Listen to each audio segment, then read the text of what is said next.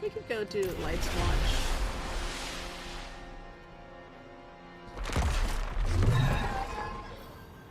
It's a fairly straightforward dungeon.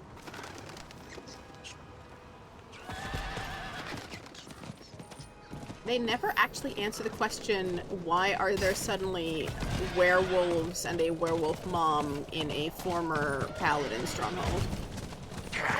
Like, there's no answer to that question. Final boss is the Den Mother, and they don't talk about it.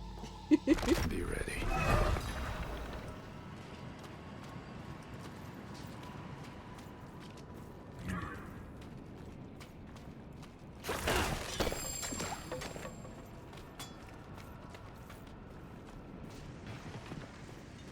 I mean, I got a druid, and druid gets a werewolf form as well as a bear form.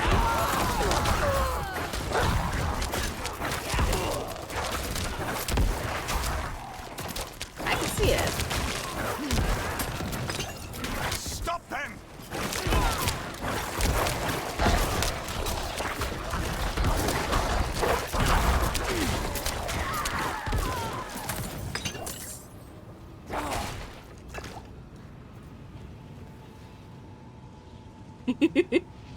Militia Jim had gone werewolf ex-paladin and rar. Yeah.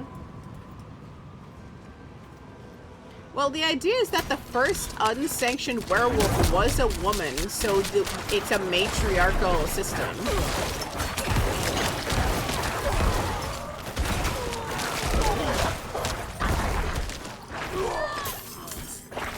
The reason I say unsanctioned werewolf is because usually werewolves are druids. And there's a whole quest chain where you find out that a desperate woman stole a druid's effigy.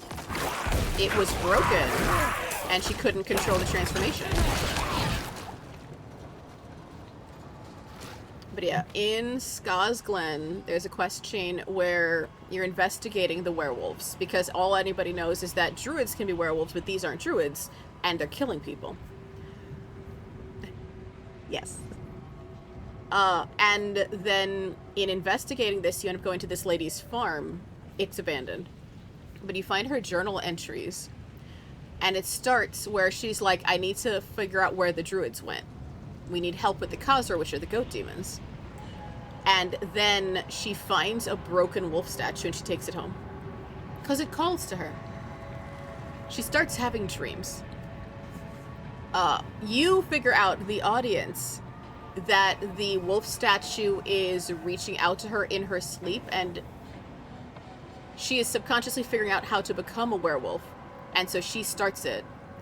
And so it spreads like a plague, because she becomes the first werewolf, and she lives in the woods and sings, and anyone who hears it ends up walking into the forest and becoming a werewolf too.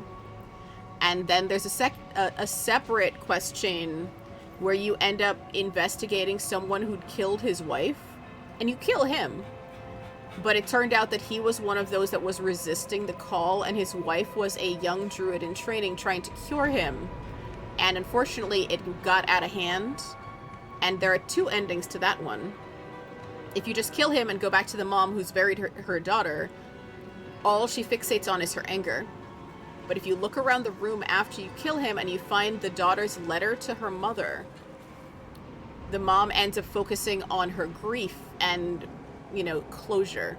Because at least the daughter basically told her that she knew this was coming. And I appreciate that for once, that it's one of those like, oh, consequences, you know, your actions made a difference. So many quests it doesn't.